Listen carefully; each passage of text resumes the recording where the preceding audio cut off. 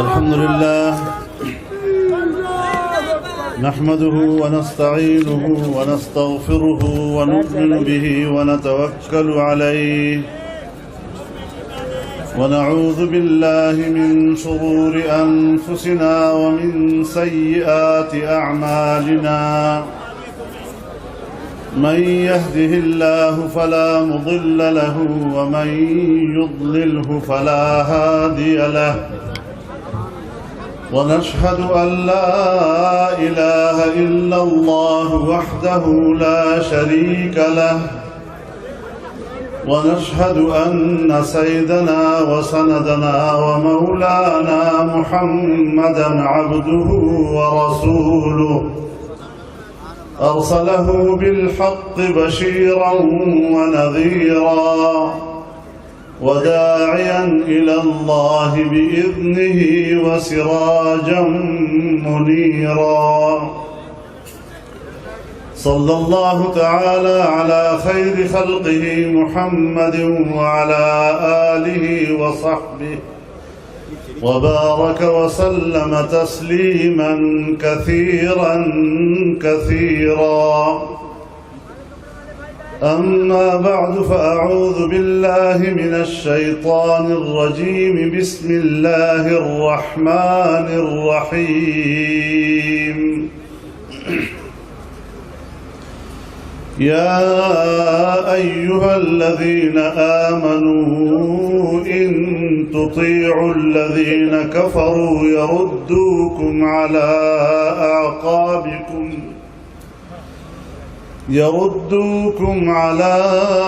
أعقابكم فتنقلبوا خاسرين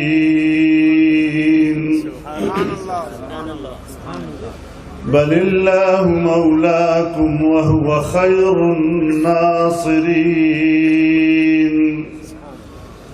سنلقي في قلوب الذين كفروا الرعب بما أشركوا بالله ما لم ينزل به سلطانا ومأواهم النار وبئس مثوى الظالمين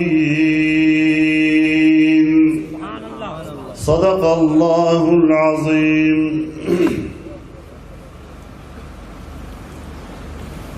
برادر مکرم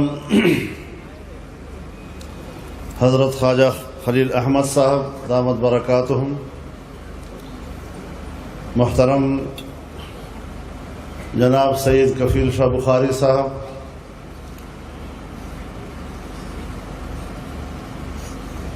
ہمارے لیے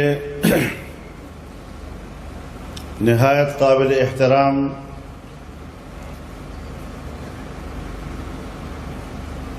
حضرت مولانا زبیر احمد صدیقی صاحب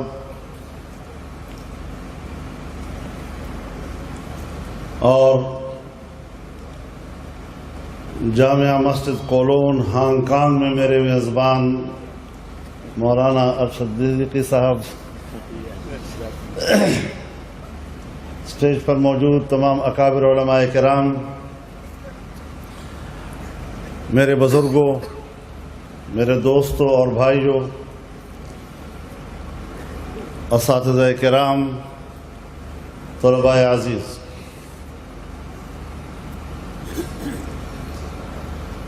میں اپنے لیے نہایت اعزاز اور باعث سعادت سمجھتا ہوں کہ ایک طویل عرصے کے بعد آباد میں جامعہ فاروقیہ کے اس عظیم اجتماع میں آپ کے ساتھ شریک ہو رہا ہوں۔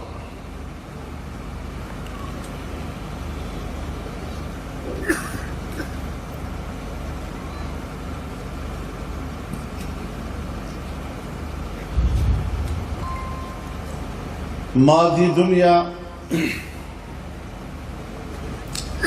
مادی جسم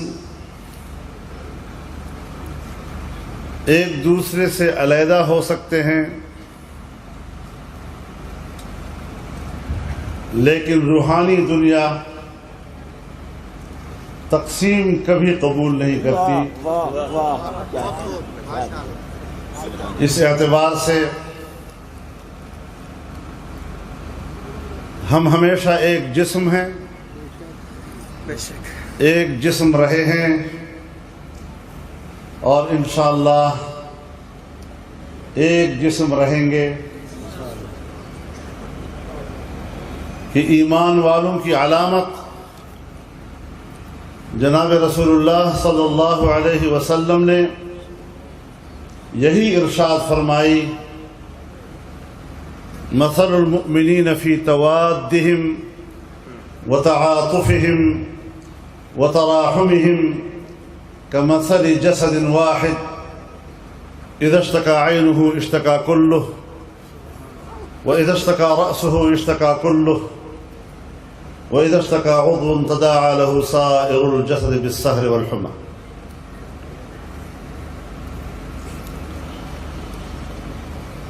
ایمان والوں کی مثال ایک دوسرے کے ساتھ محبت کرنے، ایک دوسرے کے ساتھ ہمدردی اور ایک دوسرے کے لیے مہربان ہونے میں ایسی ہے جیسے ایک جسم کہ اگر اس کی آنکھ میں تکلیف ہے تو پورا جسم بے قرار، اس کے سر میں درد ہے تو پورا جسم بے قرار، جسم کے کسی حصے میں درد مچل رہا ہو، ممکن نہیں ہے کہ آپ رات کا پورا جسم آپ کا آرام کر سکے اور اس کو بخار نہ لگ جائے. امت کے اندر یہ تعلق،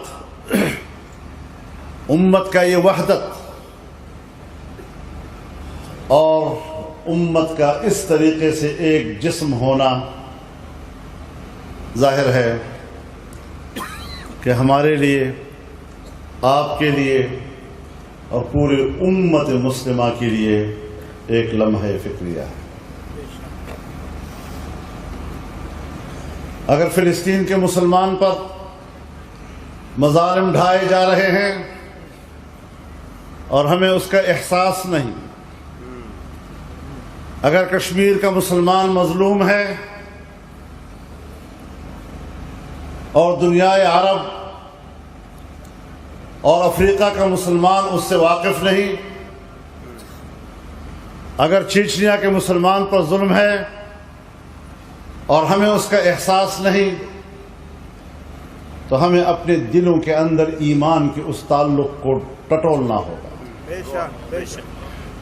کہاں گیا وہ رشتہ، کہاں گیا وہ تعلق جو رسول اللہ صلی اللہ علیہ وسلم نے اس امت کو عطا کیا اور آج ہم نے اس کو نظر انداز کر دیا. ہم بکھر گئے ہیں، ہمارا شیرازہ بکھرا ہوا ہے.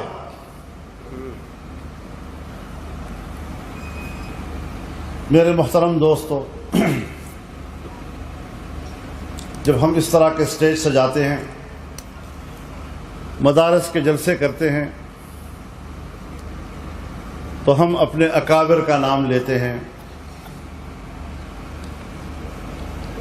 اکابر کا نام اس لیے بھی لیتے ہیں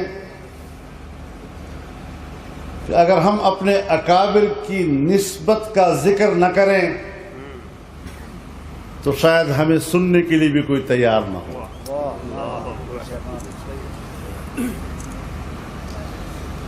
ہمارے اکابر و اسلاف ہمارے لیے سلسلۃ الذہب،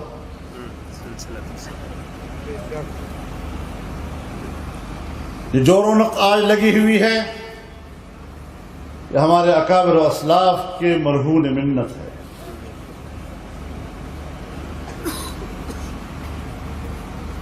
لیکن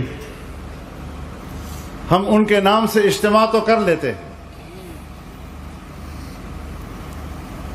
لیکن میں چونکہ اسی حلقے کا ایک فرد ہوں، میں اسی مدرسے سے پڑھا ہوں، یہی مدرسہ میرا مادر علمی ہے، اسی استاد سے پڑھا ہوں، یہی کتاب پڑھا ہوں جو آپ پڑھتے ہیں اور ہم سب پڑھتے ہیں. اس لیے ضروری سمجھتا ہوں کہ میں اس حوالے سے آپ حضرات کی خدمت میں عرض کروں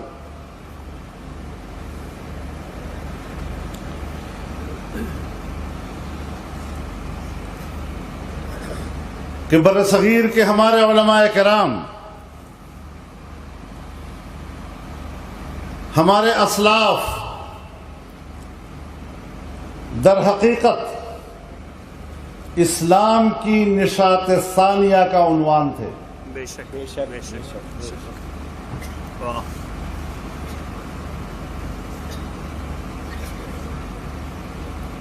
انہوں نے اپنی ذات کو نہیں دیکھا، اپنی دنیوی عیاشی کو نہیں دیکھا، دنیوی آسودگی کا لحاظ نہیں کیا، بلکہ اپنے مقصد حیات کو دیکھا، مقصد زندگی کو دیکھا، اور یقیناً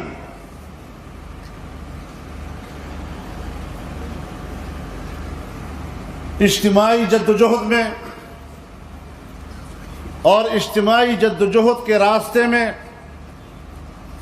ہمیشہ دو طرح کے لوگ ملتے ہیں۔ ایک وہ لوگ ہیں کہ جن کے سامنے مقصد زندگی مال و دولت ہوا کرتا ہے، اور جس کے سامنے مقصد زندگی اقتدار ہوا کرتا ہے۔ جہاں مقصد زندگی مفادات ہوں، اس مفاداتی طبقے کے بارے میں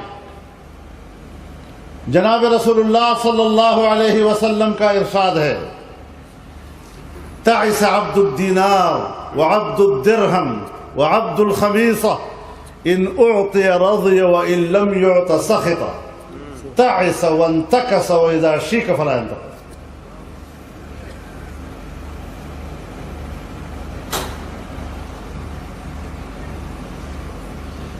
جو عہدے اور دولت کے پجاری ہوتے ہیں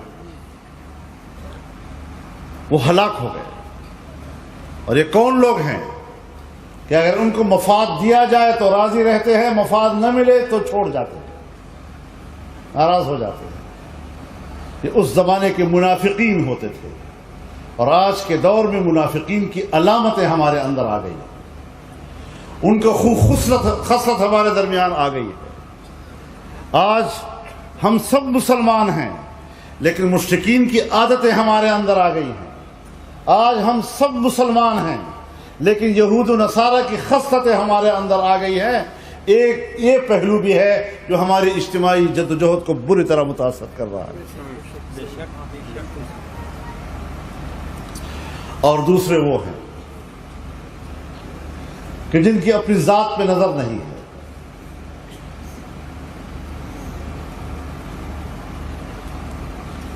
جو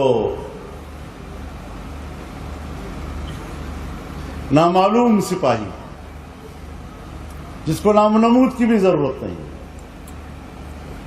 خالصتاً مقصد کے جذبے سے سرشار،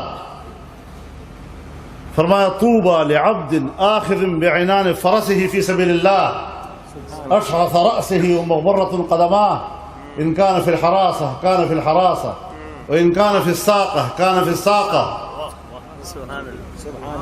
إن استأذن لم يؤذن له وإن شفع لم يشفع۔ پراگندہ سر ہے، پاؤں گھر سے اٹے ہوئے ہیں، لیکن گھوڑے کے باغ ہاتھ میں لیے ہوئے میدان میں اترنے کے لیے تیار کھڑا ہے۔ جماعتی زندگی میں اس کی حیثیت یہ ہے کہ اگر وہ چھٹی مانگے تو چھٹی نہ ملے، کسی کی سفارش کرے تو سفارش، ڈیوٹی دی جائے پہرا کرنے کی تو پہرا دیتا ہے، لشکر کے پیچھے پیچھے آئے سامان کو سنبھالے تو وہ ڈیوٹی دیتا ہے۔ کہاں گئی وہ تعلیمات آج ہمارے معاشرے میں ہم میں نہیں پائی جا رہی؟ ہم نے اپنے آپ کو جھنجھوڑنا ہے، ہم کہاں کھڑے ہیں؟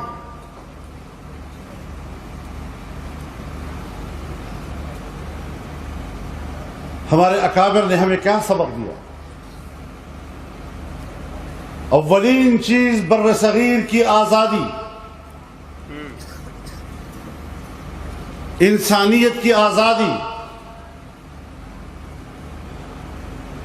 اور جیسے کہ حضرت عمر بن خطاب رضی اللہ تعالیٰ عنہ نے اپنے گورنر کو جھنجھوڑ کر کہا، متی استعبدتم الناس وقد ولدتهم امہاتهم احرارا، تم نے لوگوں کو اپنا غلام کب سمجھا ہے جبکہ ان کے ماؤں نے تو ان کو آزاد جنا ہے.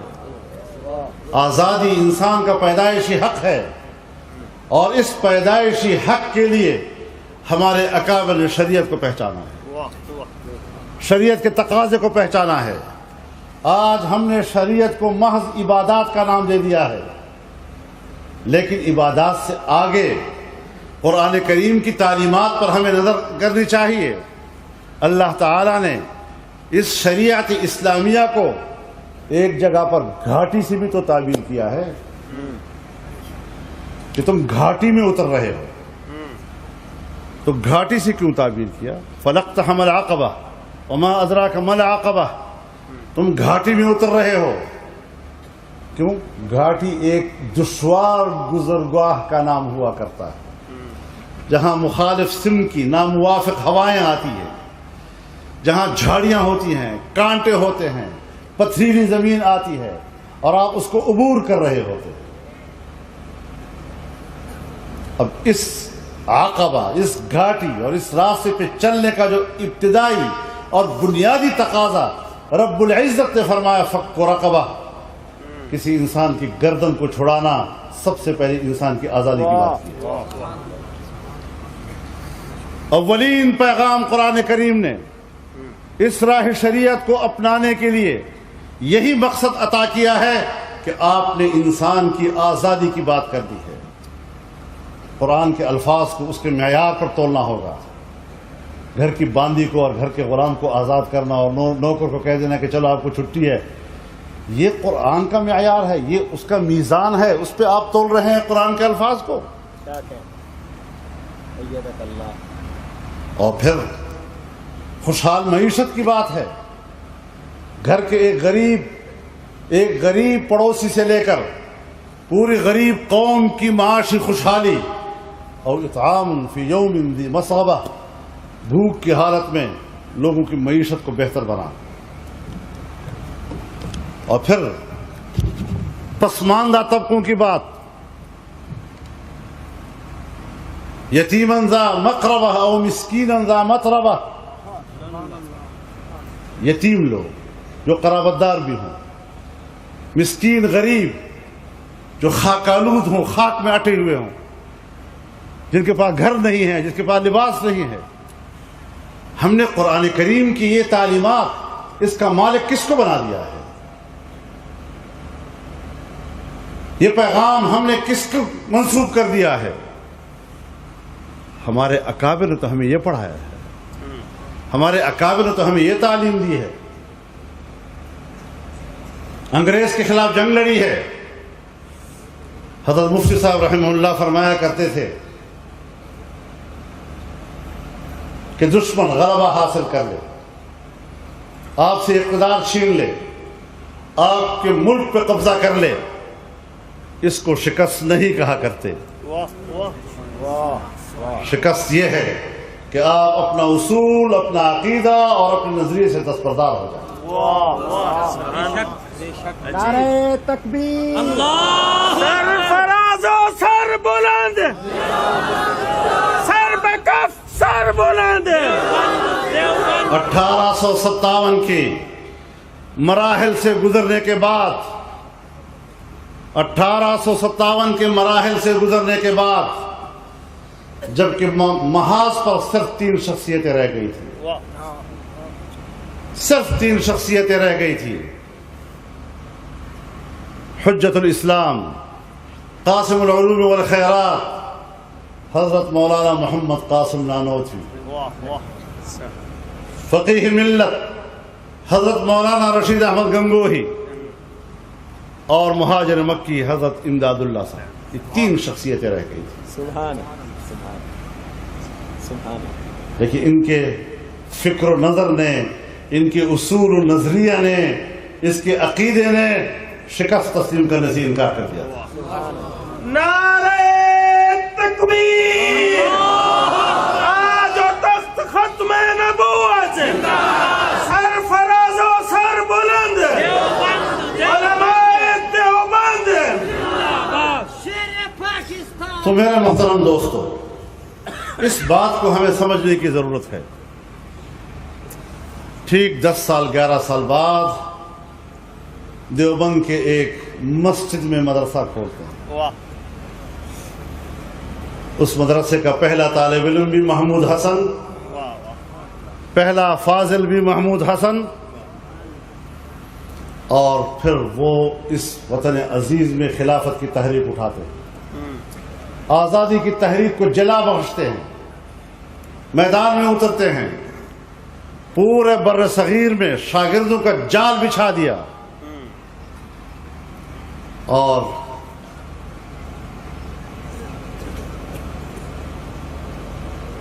جب 1916 میں آپ گرفتار ہو گئے، آپ کو مالٹا لے جایا گیا.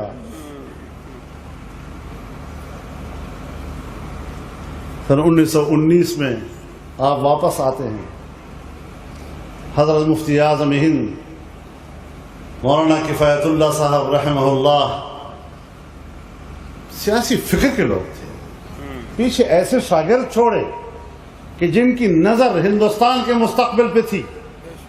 آپ کی تشریف آوری سے پہلی ہی جمعیت علماء کی تنظیم بنا کر پیش کر دی حضرت. یہ نعرہ تکبیر، کاروان جمعیت، رواں دواں رواں دواں، کاروان جمعیت، کاروان جمعیت. اور اب اگر دارالعلوم دیوبند کو دیکھیں، اس کی بنیاد کو دیکھیں، تو اس کی بنیاد میں آپ کو ایک شخص ملتا ہے جس کا نام محمود حسن ہے. اور جمعیت علماء کی آپ بنیاد کو تلاش کریں، ان کی اساس کو تلاش کریں. اب وہی محمود حسن حضرت شیخ الہند کی صورت میں آپ کو اس کی بنیاد میں نظر آئیں. نعرہ تکبیر، زندہ ہے مفتی، زندہ ہے، زندہ ہے مفتی، زندہ ہے مفتی. آپ نعروں میں میری بات کو توڑے نہیں جی. میں ذرا بات سمجھانا چاہتا ہوں اور دیوبندیوں کو سمجھانا چاہتا ہوں جنہوں نے گھر گھر دکانیں کھول رکھی ہیں دیوبندیت کی. میں ان لوگوں کو سمجھانا چاہتا ہوں کہ میرے اکابر نے دیوبند میں مدرسہ ہمارے لیے دکانیں کھولنے کے لیے نہیں بنایا تھا، ہمارے مذہبی کاروبار کے لیے نہیں بنایا تھا. ان کا ایک عالمگیر، آفاقی اور جہانگیر پروگرام تھا. اس کو مد نظر رکھتے ہوئے انہوں نے یہ ادارہ قائم کیا تھا. مجھے بتاؤ کہ اگر شیخ الہند ہمارا مقتدا ہے، اگر شیخ الہند اس مدرسے کی اساس ہے، اگر شیخ الہند اس جمعیت کی اساس ہے، آپ دیوبندیت کے 2 عناصر کا انکار کیسے کریں گے؟ دیوبندیت 2 عناصر پر مشتمل نام ہے، مدرسہ اور جمعیت. اگر یہ 2 عناصر ایک ہی وقت میں موجود نہیں ہے، میں ان کو اپنے عقیدے کے مطابق دیوبندی نہیں سمجھتا. نعرہ تکبیر، اور پھر جمعیت علماء اسلام. یہ تو انگریز کی سازش ہے کہ اس نے مجھے فرقہ بنا دیا، مجھے دوسری فرقوں کے مقابلے میں ڈال دیا، میرا پروپیگنڈا غلط کیا. میں تو انسانیت کی آزادی کی جنگ لے کر آیا تھا. میں تو پوری برصغیر کی آزادی کا عنوان لے کر اٹھا تھا. میں نے تو ایک عالمگیر اور آفاقی نظام انسانیت کو دیا. آج ہمارے ماحول میں تعصب کی باتیں کی جائیں، قوم کو تقسیم کرنے کی باتیں کی جائیں اور راہ اعتدال سے ہٹ کر باتیں کی جائیں، یہ میرے اکابر و اسلاف کا نظریہ نہیں ہے. آج اس اسٹیج پر میں یہ باتیں کچھ مطلب کے لیے چھیڑ رہا ہوں، بلا وجہ نہیں چھیڑ رہا. میں آپ کو بتانا چاہتا ہوں کہ جہاں دارالعلوم اپنی زندگی کے 1.5 سال مکمل کر چکا ہے، 150 سال، وہاں 150 سال، وہاں جمعیت علماء اپنی تاسیس کے 100 سال مکمل کر رہا ہے. ماشاءاللہ، 100 سال ایک نظریے کے اس بر صغیر میں ہو گئے، واہ عالمگیر نظریے کے، آفاقی نظریے کے، انسانیت کی آزادی، اس کی خوشحال معیشت، اس کے انسانی حقوق کے تحفظ۔ تو آج 100 سال ہم پورے کر رہے ہیں، اور جمعیت علماء اگلے سال، آج 9 تاریخ ہے نا، انشاءاللہ 9 ہی اپریل ہوگی جب ہم پشاور میں پوری دنیا سے جمعیت علماء کی تنظیموں کو بلائیں گے، انشاءاللہ جہاں جہاں پر اس فکر سے وابستہ تنظیمیں موجود ہیں، اور اس آفاقی اور عظیم الشان عالمگیر نظریے کو اپنے آنے والی نسلوں کے حوالے کر دیں انشاءاللہ العزیز۔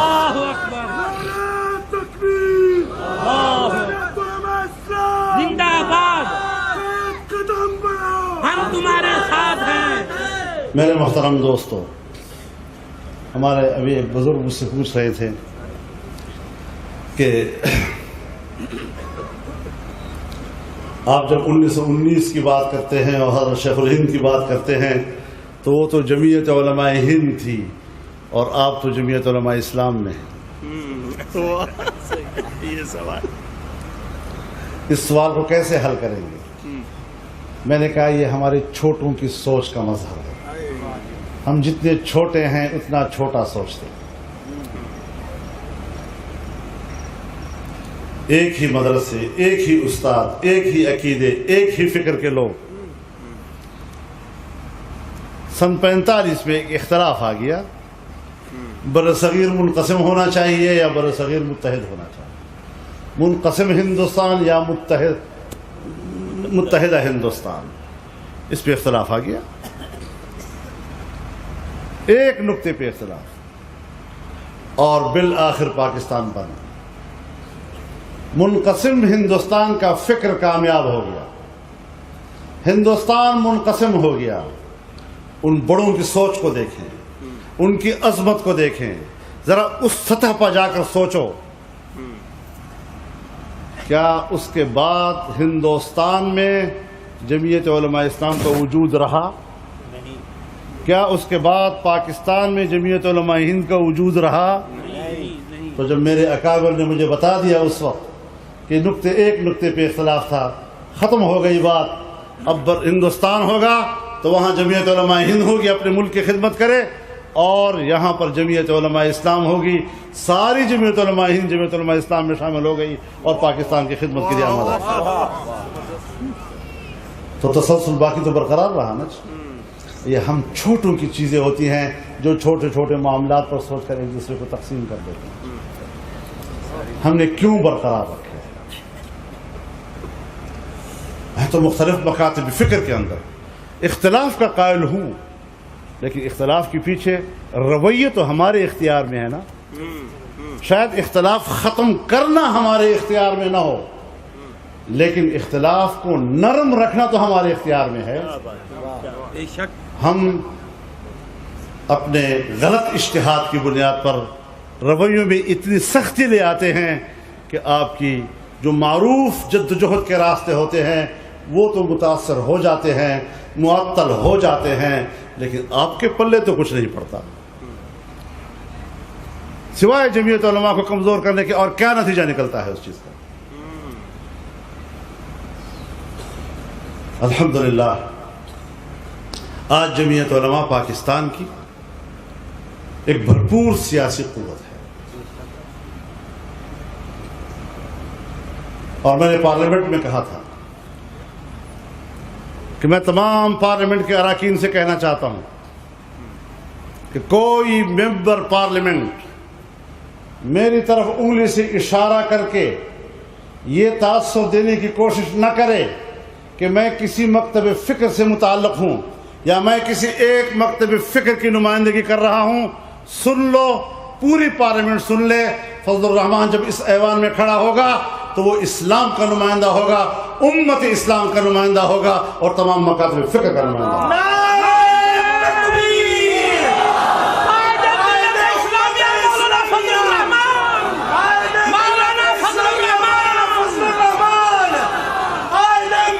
اسلامیہ مولانا فضل الرحمان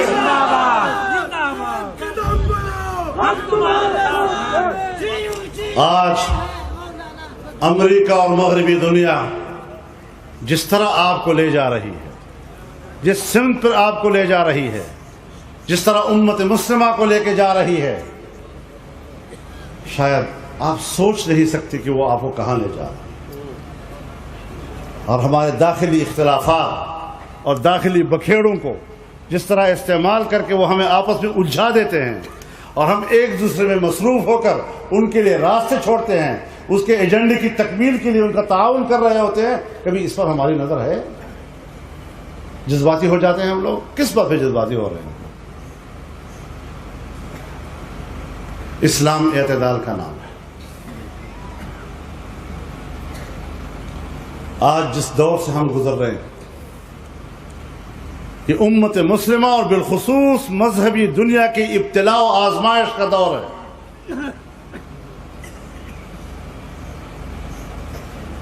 سارے تانے بانے آپ کے لیے بنے جا رہے ہیں اور آپ کو اس کا احساس نہیں ہو رہا۔ ہمارے مدرسوں میں جب 4 مولوی آپس میں بیٹھتے ہیں تو جمعیت کی غیبت کے علاوہ ان کو کوئی اور مشغلہ نہیں ہوتا، اور یہ ننگے تڑنگے جو ملک میں پھر رہے ہیں، گھوم رہے ہیں، ان کی تعریفیں کر رہے ہوتے ہیں۔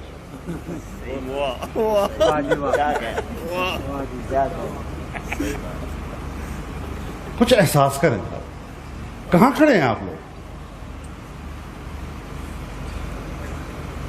کتنے بڑے چیلنجوں کا آپ کو سامنا ہے، کتنی بڑی نسبت ہے آپ کی، کتنی بڑی تاریخ ہے، کتنا بڑا تسلسل ہے۔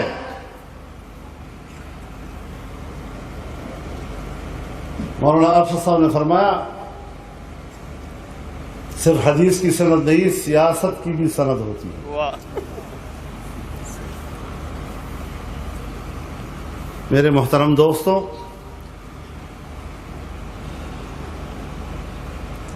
اسلام ایک سیاسی نظام ہے، اب طے آپ نے کرنا ہے۔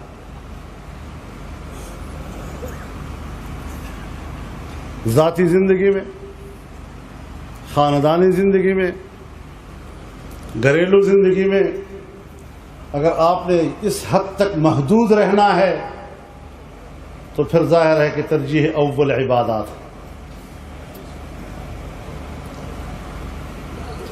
ترجیح اول آپ کا عقیدہ ہے، توحید ہے۔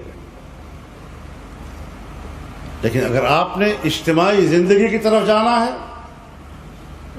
اور واقعی آپ سمجھتے ہیں کہ انسان اللہ نے اس کو مدنی طبع پیدا کیا ہے، مل جل کر رہنے کی اللہ نے اس کو جبلت عطا کی ہے، آبادیوں میں رہتا ہے، شہروں میں رہتا ہے، محلوں میں رہتا ہے، اور اس حوالے سے بھی اس کا ایک نظام ہے، تو جس وقت آپ اجتماعی زندگی کی طرف آئیں گے تو پھر آپ کی ترجیح کیا ہو؟ پھر ترجیح یا امن ہے اور یا معیشت ہے۔ اب ہم لوگ اسٹیجوں پر تو کہتے ہیں اسلامی حکومت لائیں گے، خلافت راشدہ لائیں گے،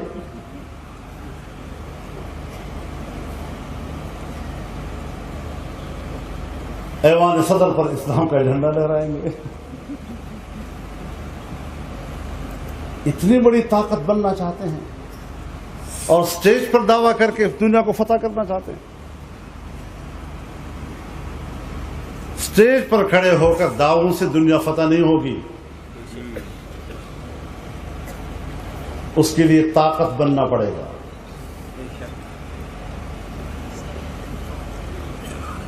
اور اسلام کیا تقاضا کرتا ہے آپ سے؟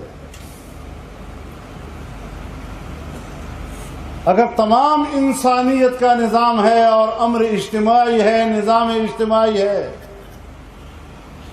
تو پھر اسلام کا تقاضا آپ سے اقتدار کا ہے۔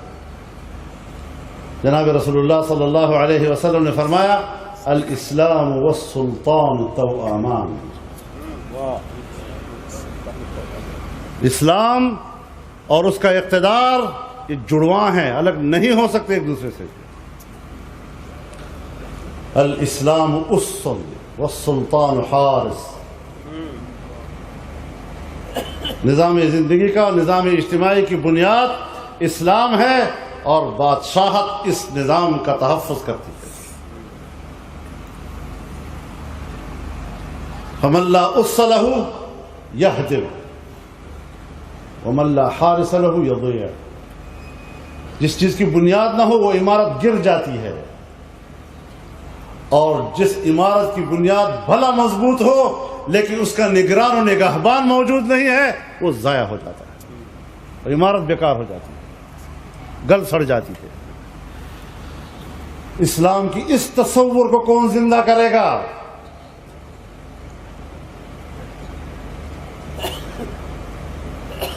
ہمارے حضرات نے تو مدرسہ بنایا، مدرسے سے آگے بڑھے اور جمعیت علماء بنائی، تحریک خلافت چلائی، پورے ہندوستان کی آزادی کی تحریکیں چلائیں.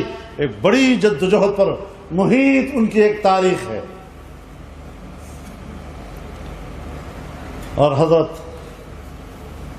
حکیم الاسلام قاری محمد طیب صاحب رحمہ اللہ وہ تو فرماتے ہیں کہ 3 چیزیں ہیں اسلام کی، موالید ہیں، موالید ثلاثہ: شریعت، طریقت، سیاست. یہ 3 چیزیں اکٹھی ہوں گی تو اسلام بنے گا. شریعت راستہ ہے، راستہ ہی نہ ہو تو چلو گے کس طرف؟ طریقت راستے پہ چلنے کے اصول سکھاتا ہے. راستہ ہو اور چلنے کا ڈھنگ نہ آئے تو سفر کیسے کرو گے؟ اور سیاست جب راستے میں مشکلات آتی ہیں تو مشکلات کو دور کرنے کا نام سیاست ہے. اب ظاہر ہے جب آپ ایک راستے پہ جا رہے ہیں، مشکل مرحلہ آ گیا، پتھریلی زمین آ گئی، جھاڑیاں آ گئی، تو وہاں تو پھر کچھ کلہاڑا، ڈنڈا ونڈا، یہ چیزیں پھر ہتھوڑا وغیرہ لینے پڑتے ہیں نا. تو جب آپ استعمال کریں گے تو شور بھی آئے گا نا وہاں سے. تو اس لیے سیاست کے ماحول میں ذرا شور و غوغا رہتا ہے.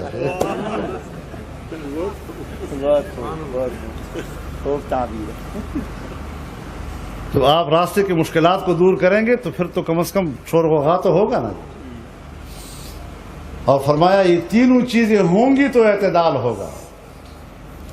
اگر صرف شریعت ہے اور طریقت السیاست معاون نہیں ہے تو پھر نفس شریعت سے وابستہ ہو جانے والا آدمی وہ تنگ نظر ہوا کرتا ہے، وہ پھر بند حجرے کا ملا ہوتا ہے، انتہائی تنگ نظر ہوتا ہے، دوسری بات ماننے کو تیار نہیں ہوتا. اور اگر صرف طریقت ہو، شریعت و سیاست معاون نہ ہو تو پھر پیر لوگ جو ہیں نا مریدوں کو حجرے کی طرف کھینچتے ہیں، بند حجرے کی طرف. تو یہ جو بند کمروں کی طرف مریدوں کو کھینچنا اور بند کر دینا، یہ رہبانیت ہے، اسلام کا مزاج نہیں ہے. اسلام کا مزاج گھر سے نکل کر محلے میں، محلے سے نکل کر شہر میں، شہر سے نکل کر صحراؤں میں، دریاؤں میں، جنگلوں میں، پہاڑوں میں ان پر مسلط ہو جانا ہے. وَلَقَدْ كَرَّمْنَا بَنِي آدَمَ وَحَمَلْنَاهُمْ فِي الْبَرِّ وَالْبَحْرِ وَرَزَقْنَاهُمْ مِنَ الطَّيِّبَاتِ وَفَضَّلْنَاهُمْ عَلَى كَثِيرٍ مِّمَّنْ خَلَقْنَا تَفْضِيلًا. یہ مزاج ہے اسلام کا. لہذا صرف طریقت اور پیری مریدی یہ آپ کو کھینچتی ہے بند حجروں کی طرف. جو رہبانیت کی علامت ہے یہ اسلام کی مزاج سے مطابقت نہیں رکھتی. اور اگر سیاست محض ہو اور طریقت شریعت اس کے ہمراہ نہ ہو تو پھر تکبر اور نخوت پیدا کرتی ہے. نرے سیاستدانوں کو دیکھو، سب متکبر ہوتے ہیں، مزاج میں تکبر آ جاتا ہے. ہم بڑے لوگ ہیں، تکڑے لوگ ہیں، یہ ہے، وہ ہیں، اقتدار والے ہیں. اس اصول کی بنیاد پر ہمیں جامعیت اپنے اندر پیدا کرنی ہے، اس پہ جوڑ پیدا کرنا ہے. سو مدرسہ ہو، جماعت ہو، خانقاہ ہو، ان میں یکجائیت ہوگی تو تحریک مکمل ہوگی. آج سارا حملہ آپ کے مدرسے پہ ہو رہا ہے، کیونکہ مدرسہ بنیاد و اساس مہیا کرتا ہے. اس مدرسے کو بچانا ہے، اس علم کو بچانا ہے، اس اثاثے کو بچانا ہے. تمام سازشیں عالمی سطح پر اس مدرسے کے خلاف ہو رہی ہیں. کیا جرم کیا اس نے؟ اور میں آپ کو بتانا چاہتا ہوں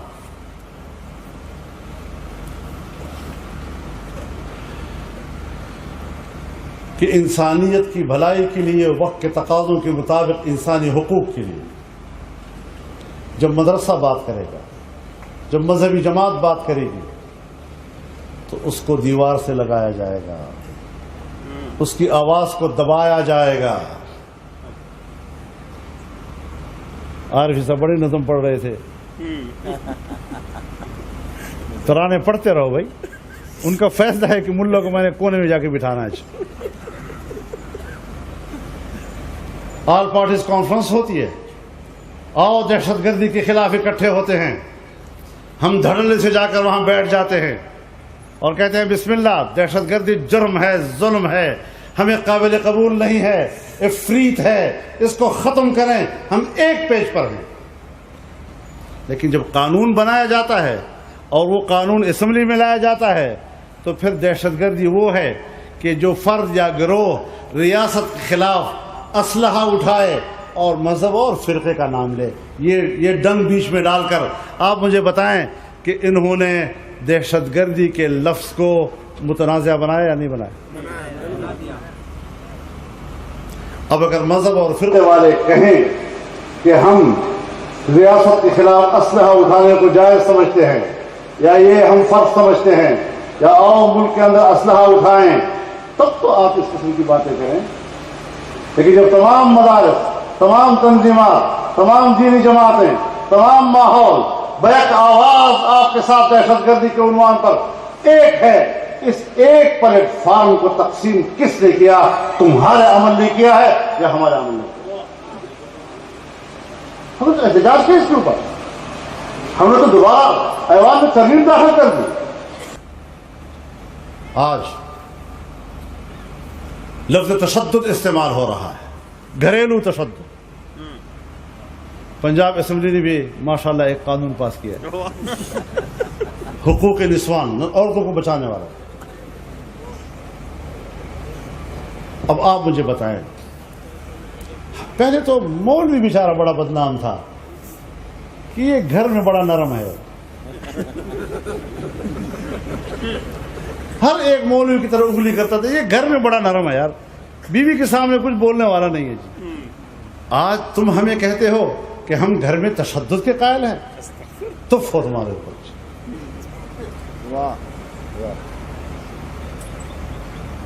کسی زمانے میں تم نے نہیں مشہور کیا تھا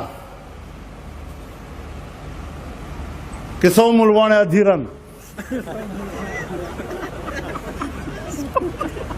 آج وہ سو ملوانے ادھیرن اتنا خطرناک ہو گیا ہے کہ ملک کو دہشت گردی کے بھیڑ چڑھا سکتا ہے اور دنیا کو الٹ پلٹ کر سکتا ہے. جھوٹ بولتے ہو کم بختو. کل تک کچھ مولوی کے بارے میں کہتے رہو، آج کیا کہہ رہے ہو؟ ایجنڈا تبدیل ہو گیا ہے. پہلے مولوی کو کمزور کرنا، معاشرے میں ان کی حیثیت کو ختم کرنا، اس کے وقار کو ختم کرنا، اس کی عزت و ناموس کو ختم کرنا، معاشرے میں اس کو کمی کے مقام پر لانے کے لیے تم نے وہ اصطلاحات استعمال کی. آج تم اس کو معاشرے میں مجرم کے محاذ پہ لا کے کھڑا کر رہے ہو، مجرم کے حیثیت میں آپ اس کو متعارف کرا رہے ہیں. یہ ہے تمہارے ایجنڈے جو تم مذہب اور مذہبی لوگوں کے بارے میں کرنا چاہتے تھے. اب تشدد کی کون حمایت کر سکتا ہے؟ تشدد تو مذموم چیز ہے، ناپسندیدہ ہے، جرم ہے. اب میں قرآن کا طالب ہوں، میں اگر مذہب کی بات کرتا ہوں تو قرآن کے حوالے سے کروں گا. اور میرا قرآن کہتا ہے کہ وعاشروہن بالمعروف، عورتوں کے ساتھ انتہائی شائستگی کے ساتھ رہن سہن کیا کریں. اور میرے قرآن کا روح خاندانی زندگی کے بارے میں کیا کہتا ہے؟ میرا قرآن تو خاندانی زندگی کے بارے میں یہ سبق دینا چاہتا ہے، درس دینا چاہتا ہے. وَمِنْ آيَاتِهِ أَنْ خَلَقَ لَكُم مِّنْ أَنفُسِكُمْ أَزْوَاجًا لِتَسْكُنُوا إِلَيْهَا وَجَعَلَ بَيْنَكُم مَّوَدَّةً وَرَحْمَةً. وہ تو میاں بیوی کے درمیان باہمی سکون و تسکین، آپس کی محبت اور رحمت کی بات کرتا ہے. دیکھیے آپ نے کہاں پر لا کے کھڑا کر دیا قرآن کو اور دین کو.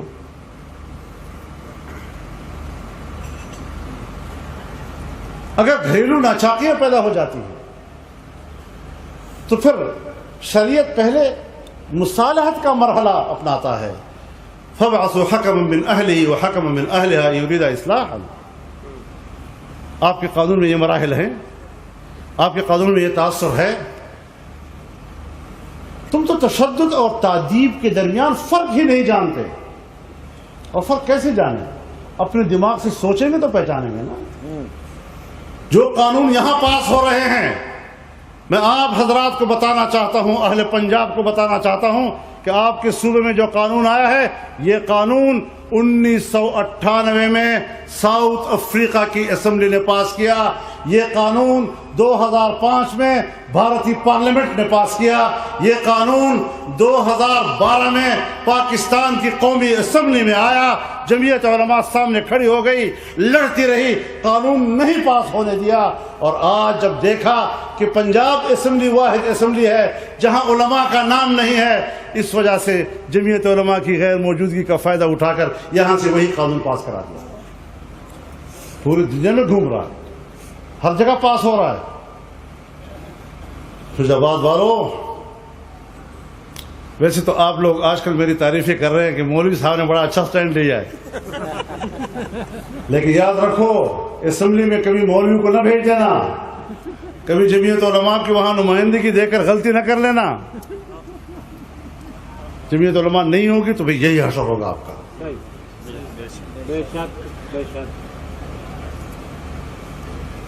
آپ لوگ سوچیں ذرا ان چیزوں پہ، کن نعروں کے پیچھے لگے ہوئے ہیں.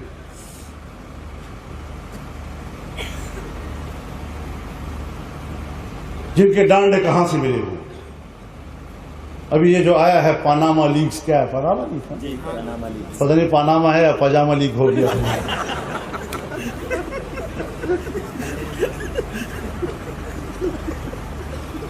مجھ سے صحافی پوچھتے ہیں، یار مجھے اس کا جواب نہیں آتا، میں غریب آدمی ہوں، مجھے اپنی غربت میں رہنے دو. یہ دنیا بھر کے دولت مندوں کا ایک ادارہ ہے.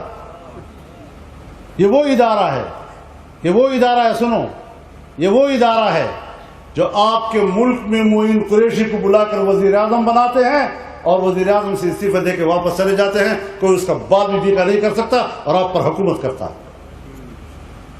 یہ وہ ادارہ ہے جو پاکستان کے 18-20 کروڑ عوام کے اوپر شوکت عزیز کو بھیج کر پہلے اس کا وزیر خزانہ بناتے ہیں، پھر اس کا وزیر اعظم بناتے ہیں. وزیر اعظم ہو کر اگلا ووٹ بھی استعمال نہیں کرتا، واپس چلا جاتا ہے، کوئی بال اس کا بگا کر کے دکھاتا. ہند عالمی اداروں نے ہمیں غلام بنا رکھا ہے. اب ایک بات ہے نکل آئی، ہم نے شوشاں شروع کر دی ہے، وزیر اعظم یہ ہے اور وزیر اعظم وہ ہے، وزیر اعظم اس طرح ہے. میرے محترم دوستو، میں ان لوگوں کی سیاست نہیں کرتا جن کے پاس نظریہ نہ ہو، جن کے پاس منشور نہیں، جس کے پاس پروگرام نہیں، جس کے پاس مستقبل کا کوئی ویژن نہیں، اور حادثات کو اپنی سیاسی عروج کے لیے استعمال کرتے ہیں. کیا کہنا، زبردست، واہ واہ، حادثات کو عروج کے لیے استعمال کرتے ہیں. یہ بڑے یتیم لوگ ہیں، بڑے مسکین لوگ ہیں، ان کے پلے کچھ ہے نہیں، تو اس انتظار میں ہوتے ہیں کوئی حادثہ ہو جائے تو ہم اس کو اٹھا کے اپنے سیاسی قدکات بڑھانے کے لیے اور اپنے سیاسی عروج حاصل کرنے کے لیے اس کا استعمال کریں. اس کے علاوہ کیا ہے ان کے پاس؟ ان کا لب و لہجہ سیاسی نہیں ہے، ان کے پاس سیاسی لینگویج نہیں ہے، ان کے پاس پولیٹیکل ٹرمینالوجی نہیں ہے. لیکن جو لوگ آپ کو ایک نظریہ دیتے ہیں، جب دنیا کہتی ہے کہ قرآن نہیں تو آپ بھی کہتے ہیں قرآن نہیں. جب دنیا کہتی ہے کہ اسلام ایسی بس نمازوں کی چیز ہے چھوڑو اس کو تو آپ بھی کہہ دیتے ہیں کہ ٹھیک ہے جی. کیا حیثیت ہے؟ جاگیردار، سرمایہ دار، علاقے کا وڈیرا، جس نے آپ کی عزت نوچی ہوئی ہے، جس نے آپ کی عزتوں کے سروں سے دوپٹے نوچے ہوئے ہیں، وہ لوگ آپ کے لیڈر بنتے ہیں اور آپ کی اسمبلی میں آپ کی نمائندگی کرتے ہیں. ہم کہتے ہیں شراب پر پابندی لگاؤ. کہتے ہیں شراب پر تو پابندی ہے لیکن یہ غیر مسلموں کے لیے ہم سمجھتے ہیں کہ استثناء ہونا چاہیے. وہ غیر مسلم پھٹ پڑے ایوان میں کہ یار تم پاکستان کے لوگ ہمیں شرابی کہتے ہو، ہم شرابی نہیں ہیں. اور تمہارے سارے بڑے لوگ، حکمران، سیاستدان شراب پیتے ہیں، شراب کا کاروبار کرتے ہیں اور ہمارے نام پہ کرتے ہو. آپ خود اندازہ لگائیں، یہ قانون سازیاں ایک خاص کلاس کے براعات کے لیے ہوتی ہیں. بڑے لوگوں کے کلاس کے لیے براعت مانگتے ہیں.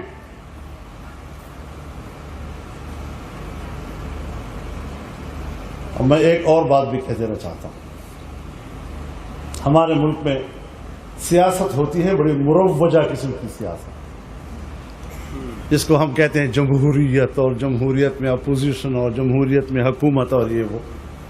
ایک بات ذہن میں رکھیں، ہماری سیاست کا مدار تعاونوا علی البر والتقوى ولا تعاونوا علی الاثم والعدوان پر. سبحان اللہ. ہم اپوزیشن میں ہوتے ہیں، اگر حکومت کوئی ٹھیک کام کرتی ہے ہم دھڑلے سے کہتے ہیں آپ ٹھیک کر رہے ہیں. اگر حکومت غلط کام کرتی ہے تو پھر ہم ہجوم کو دیکھتے ہیں. چھوٹے ہجوم کی غلطی ہے تو اتنا ہتھیار اٹھاتے ہیں، بڑے ہجوم کی ہے تو پھر بڑے اقدام کے ساتھ اس کی مخالفت کرتے ہیں. یہ نہیں کہ ادھر سے کوئی چیونٹی بھی نکلتی ہے تو ہم ہاتھی کا تیار میدان میں نکل آتے ہیں. حکومت میں ہوتے ہیں تو بھی ہماری ذمہ داری ہوتی ہے. ہماری کوئی شناخت ختم نہیں ہو گئی. ہم دو متعاہد قسم کے لوگ ہیں. ہم نے ایک پارٹی سے معاہدہ کیا ہے، اس کا اپنی نظریاتی شناخت ہے، ہمارے اپنی نظریاتی شناخت. اگر میں اقتدار میں ہوں اور غلط چیز آتی ہے ہم اختلاف کریں گے. ہم پابند نہیں ہیں کہ غلط چیزوں کی حمایت کریں. اور پھر جب ہم کہتے ہیں کہ آپ نے غلط کیوں کیا تو پہلا مرحلہ ان کو سمجھانے کا ہوتا ہے. پہلا مرحلہ ان کو سمجھانے کا ہوتا ہے. گھر میں بھی اختلاف آ گئے تو پہلا مرحلہ فَعِظُوهُنَّ کا ہے. علیحدگی دوسرے مرحلے میں ہوتی ہے وَهْجُرُوهُنَّ فِي الْمَضَاجِعِ، اور پھر اس سے آگے وَاضْرِبُوهُنَّ. تو قرآن نے جہاں جہاں اصول دیے ہیں اسی ترتیب سے ہمیں جانا چاہیے.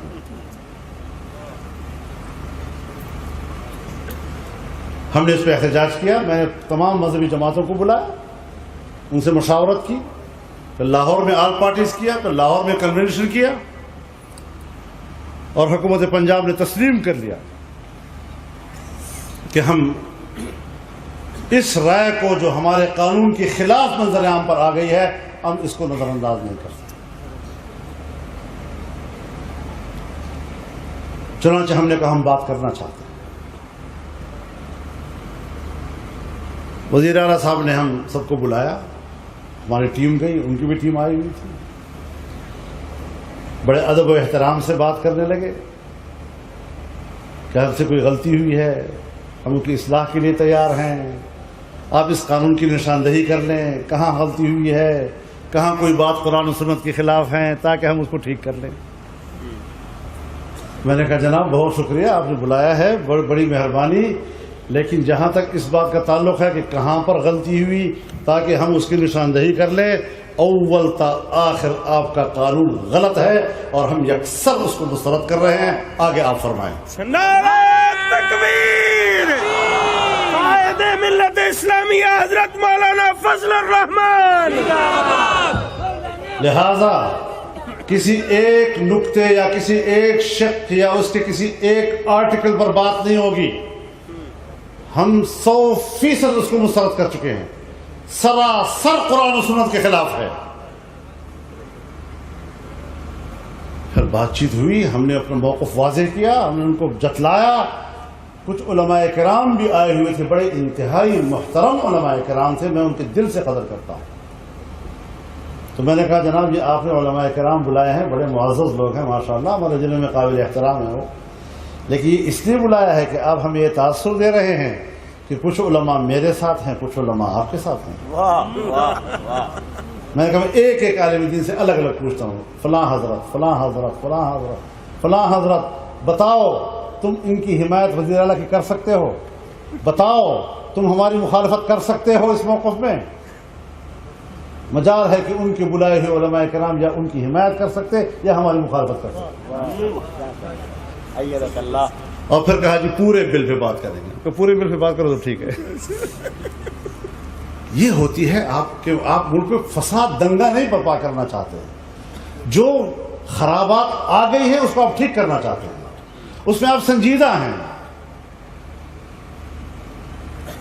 وفاق میں صورتحال آئے گی وہاں پر بات کریں گے, لیکن جتنی ہماری بساط کے مطابق ہو.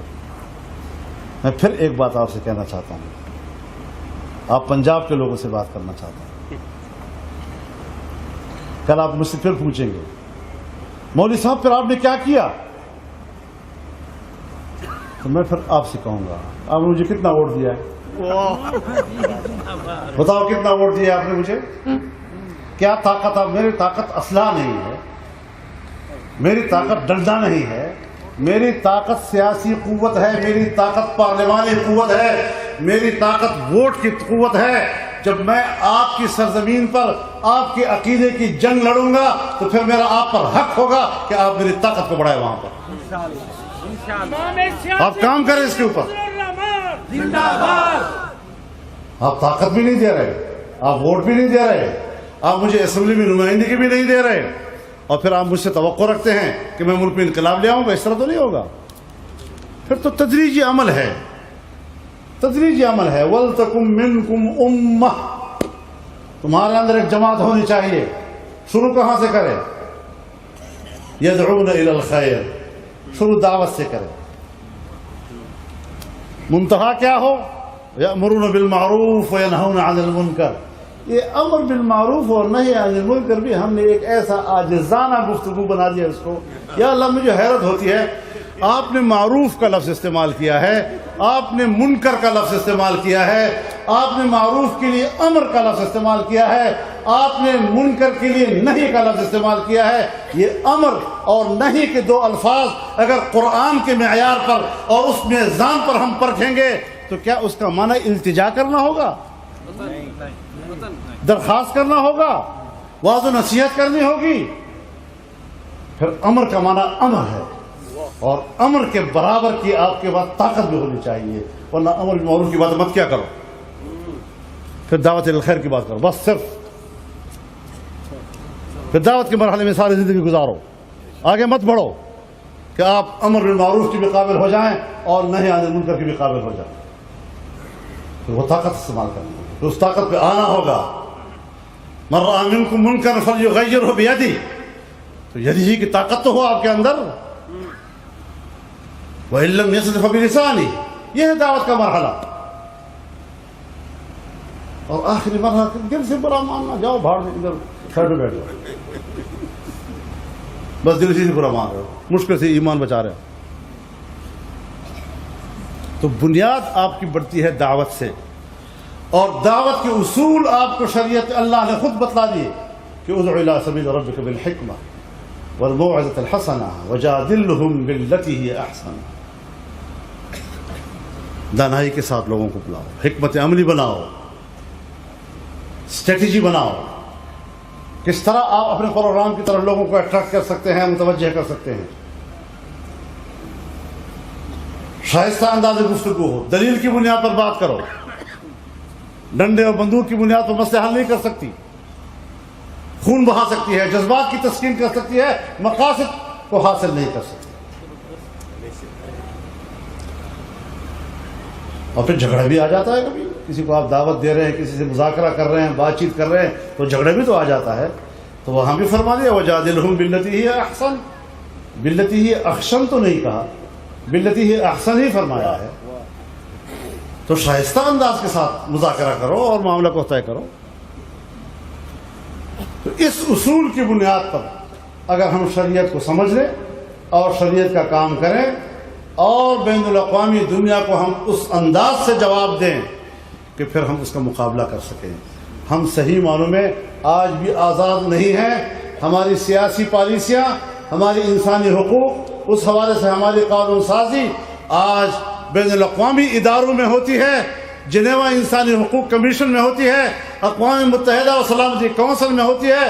ہماری تمام معیشت اور ہمارا پیسہ, ملک کا میزانیہ, وہ آپ کا IMF طے کرتا ہے, آپ کا ورلڈ بینک طے کرتا ہے, آپ کا ایشین بینک طے کرتا ہے, آپ کا لندن اور فرانس گروپ آپ کو قرضے دے رہے ہوتے ہیں, وہ آپ کے نظام کو طے کرتے ہیں. اور ابھی تو آپ پر ذرا کلی کھل بھی گئی کہ پاناما سے جو صورتحال سامنے آئی ہے, دنیا کی معیشت کن گروہوں کے ہاتھ میں ہے, کن کمپنیوں کے ہاتھ میں ہے. آپ کے ملک کے لوگ کتنے ہیں اور باہر کے لوگ کتنے ہیں کہ جو اپنا مال وہاں پر سفید کرتے ہیں اور پوری دنیا کو پھر وہ تحفظ بھی فراہم کرتے ہیں. سمجھ لو ذرا اپنے آپ کو, کہاں کھڑے ہیں ہم لوگ. اس سے مسئلہ حل نہیں ہوگا کہ آپ نے صرف شور و غوغا برپا کر دیا, جلد سے جلوس شروع کر دیے, وزیر اعظم یہ ہے, وزیر اعظم وہ ہے. آپ کر لیں, اگر مجرم ہے مجرم کو سزا ملنی چاہیے, لیکن یہ معاملہ یہاں پر طے ہونے والا نہیں ہے. اور ممکن ہے کہ جو لوگ شور مچا رہے ہیں وہ خود بھی وہیں سے ان کو پانی مل رہا ہو, پاناما سے پانی اس کا پانی بھی پاناما سے آ رہا ہو. یہ ساری سوچیں, قوم کو سوچنی ہوگی, ہمارے غریب انسانیت کو سوچنی ہوگی, ہمارے مظلوم اور ہمارے غلام انسانیت کو یہ ساری باتیں سوچنی پڑیں گی. ہم اس محاذ پہ کام کر رہے ہیں, ہم کام کر رہے ہیں اس محاذ پہ, لیکن جب طاقت حاصل کرنی ہوتی ہے تو یک لخت حاصل نہیں ہوتی. وَأَعِدُّوا لَهُمْ مَسْتَطَعْتُم مِّن قُوَّةٍ, دشمن کے مقابلے میں طاقت بناتے چلو, بناتے چلو, بناتے چلو. تدریجی عمل ہے, لمبا عرصہ گزر گیا اس طاقت کو بناتے بناتے. طاقت اس وقت نہیں بنتی جس وقت آپ صرف سٹیج پر دنیا کو فتح کر رہے ہوتے ہیں. آپ کو پبلک میں اترنا ہوگا, آپ کو محلے میں جانا ہوگا, آپ کو غریب آدمی کے ساتھ اس کے چولہے پہ بیٹھ کر بات کرنی ہوگی, آپ کو اس کے حجرے میں پنچایت میں بات کرنی ہوگی, آپ کو ان کو کنونس کرنا ہوگا. اگر علماء اور طلباء یہ ہمت کر لے اور اپنے دیہاتوں میں پھیل جائے اور اپنی مسجدوں میں لوگوں کو یہ پیغام دینا شروع کرے, تکلیفیں آئیں گی. آپ کا جاگیردار آپ کو بات نہیں کرنے دے گا, آپ کا وڈیرا آپ کو بات نہیں کرنے دے گا, آپ کا تھانے دار آپ کو بات نہیں کرنے دے گا, آپ کی انتظامیہ آپ کو بات نہیں کرنے دے گی. اور آج کے دور میں تو بڑی آسان بات ہے, آپ نے تقریر کی ہے اور بڑی اشتہار انگیز تھی کہ فلاں دفعہ کتاب پکڑ لو, اور کچھ نہیں, 4 شیڈول میں ڈال دو.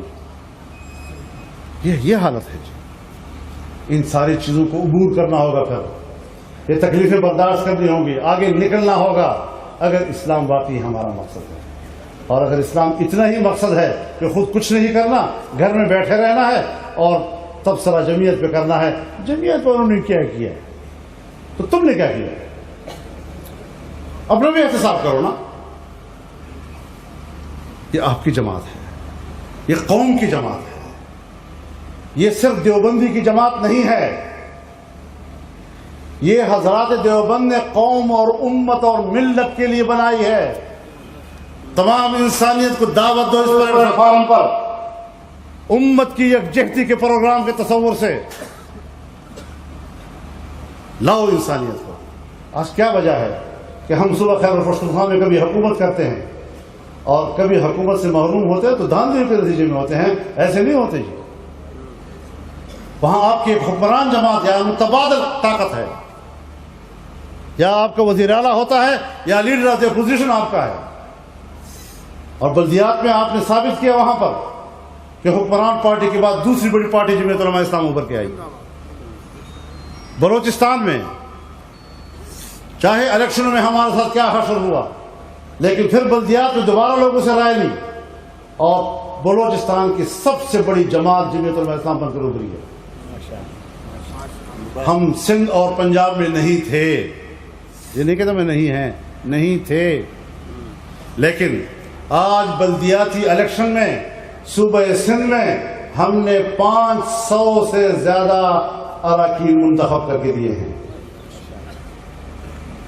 اگر ان علاقوں میں جہاں خوانین، نواب، سردار، سرکش قسم کے لوگ موجود ہیں اور ایک مولوی ان کو شکست دے سکتا ہے، آپ کا یہ وڈیرا چودھری ہے تو اس کے مقابلے میں کچھ بھی نہیں ہے یار.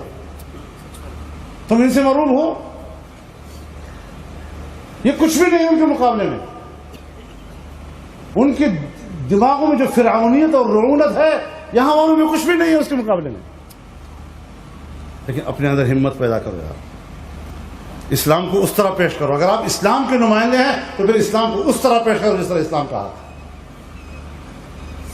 اور اسی انداز سے انشاءاللہ العزیز ان مدارس کو بھی تحفظ دینا ہوگا، اپنے نظریے کو، عقیدے کو تحفظ دینا ہوگا، اس کی اصل حقیقت کو سمجھنا ہوگا، اس کی روح کو سمجھنا ہوگا، اپنی منزل کو سمجھنا ہوگا، اس کی طرف سفر جاری کرنا ہوگا.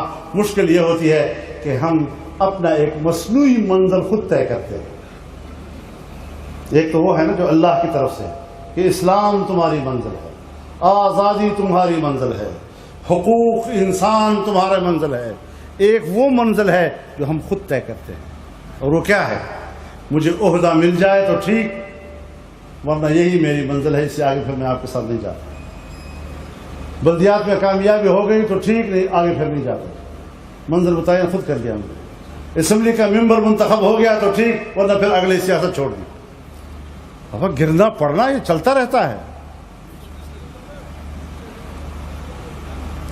جھپٹ کر پلٹنا، پلٹ کر جھپٹنا، یہ تو پھر نظام میں ہوتا رہتا ہے. یہ تو چلنا پڑے گا پھر ہم اس طریقے سے. تو یہ چیزیں آپ کو مد نظر ہوں گی کہ مقصد حیات کو سمجھ لیں. ہاریں گے، گریں گے، نہیں کامیابی ملے گی، لیکن میدان میں رہیں گے. سب سے پہلے آپ اپنا اسٹریٹ پاور تو پیدا کریں، معاشرے میں پہلی طاقت پیدا کرو، تب جا کر اسمبلی میں جا سکو گے. لیکن ایک دن میں حاصل نہیں ہوگا، ایک جدوجہد کے نتیجے میں ہوگا. تو یہ چند گزارشات آج اس مرحلے پر مجھے موقع ملا ہے، کافی عرصے کے بعد ملا ہے. آپ کی سما خراشی میں نے کی ہے، کچھ گستاخانہ انداز میں میں نے اختیار کیا ہے، اس کے لیے معذرت خواہ بھی ہوں.